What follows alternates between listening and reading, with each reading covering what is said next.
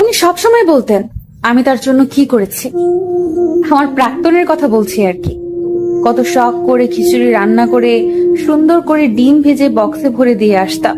বলতো, এর চেয়ে ভালো আমাকে দুটো ব্যঞ্জন কিনে দিতে।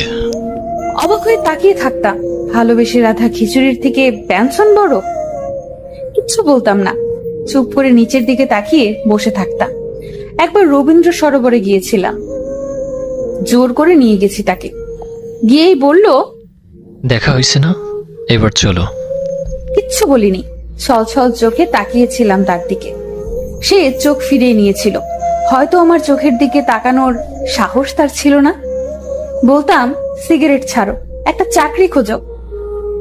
তোমাকে ছেড়ে দিব, সিগারেট না, আর চাকরি কপালে থাকলে এমনিই আসবে।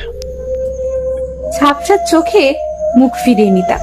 ছেলেটা এমন কেন ভেবে দুফোঁটা জল ফেলতাম। আজ আমাদের বিচ্ছেদের 9 মাস। আমার বিয়ে হয়েছে। হুট করে বিয়ে ঠিক করার পর তাকে বললাম, অনিল আমার বিয়ে ঠিক করেছে বাসা থেকে, প্লিজ কিছু করো। বিয়েটা করে নাও, কপালে নেই তুমি আমার। সেদিন আমি চাইলে বিয়েটা ভেঙে দিতে পারতাম, কিন্তু ভাঙিনি।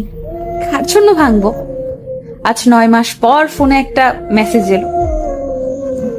বিন্দু, তোমার খিচুড়ি অনেক মিস করতেছি। তোমার খিচুড়ির কাছে বাকি সবকিছু ফিকে। জানো বিন্দু, আমি চাকরি পেয়েছি, ব্যঞ্জনও ছেড়েছি, সবকিছু আছে আমার, শুধু একটা বিন্দু নেই। আমি বিন্দুকে ফিরে পেতে চাই। রিপ্লাই দিলাম, প্রিয় অনিল, আমি সুখে আছি। রোজ আমার স্বামী আমার হাতে এটা ওটা খাওয়ার বায়না ধরে। মায়ের খেতেও তার আপত্তি নাই। আমার স্বামীর সামনে একদিন নাক সিটকিয়েছিলাম সিগারেট খাচ্ছিল বলে। আজ পর্যন্ত সিগারেটই ধরেনি। তাই বলতো, কিসের আশায় তাকে ছাড়বো? আমি ভালো আছি। আমি এখন তাকেই ভালোবাসি, যে আমাকে ভালোবাসে। সবাই বুঝতে পারে, কিন্তু খুব দেরিতে।